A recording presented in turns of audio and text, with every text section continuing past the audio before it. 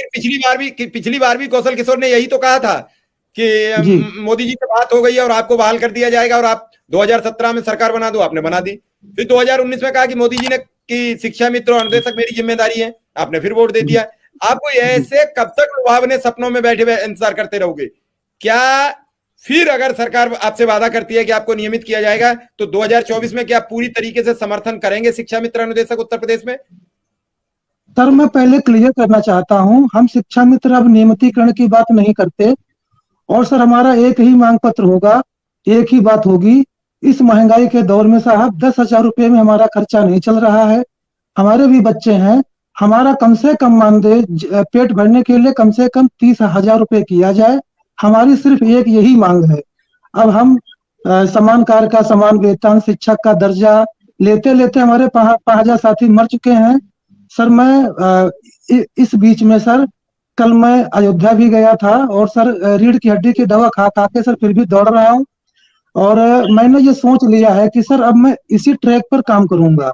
मैं उनके यहाँ, हम लोग तब तक नहीं हटेंगे जब तक हमारी वार्ता नहीं कराएंगे।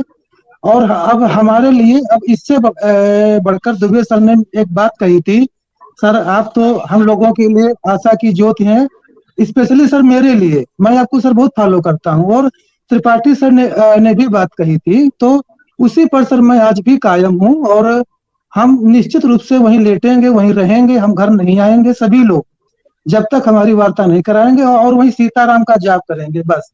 अब कुछ हमें नहीं दिखता, कुछ हमें समझ में नहीं चलिए आता, आप कोई रास्ता तय नहीं दिखता। करें, लेकिन तय तो उत्तर प्रदेश की सरकार करेगी कि आगे आपका क्या होगा। सुरेंद्र सर, लगातार ये सब बातचीतें होती रहती हैं, लेकिन नतीजा ढाक के 3 पास। आज नहीं, इससे पहले भी अखिलेश सरकार में जब ये गए तो इनकी लखनऊ में चांद सर फाड़ दिए गए थे, मार मार लाठी दुरुस्त कर दिए गए थे।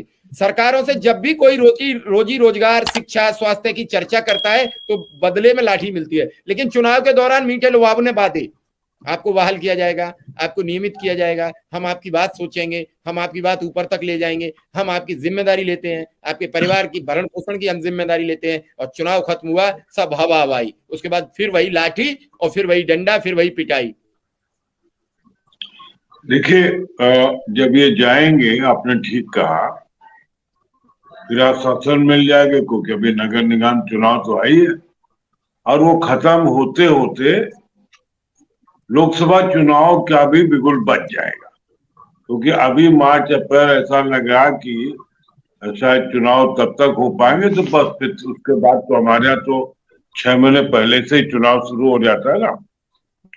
तो इनको कहेंगे, और ये इनको समझना है ये कि इतने तरह के आश्वासन, वो एक कहावत है, झूठे ही पहनना, झूठे ही खाना, झूठे ही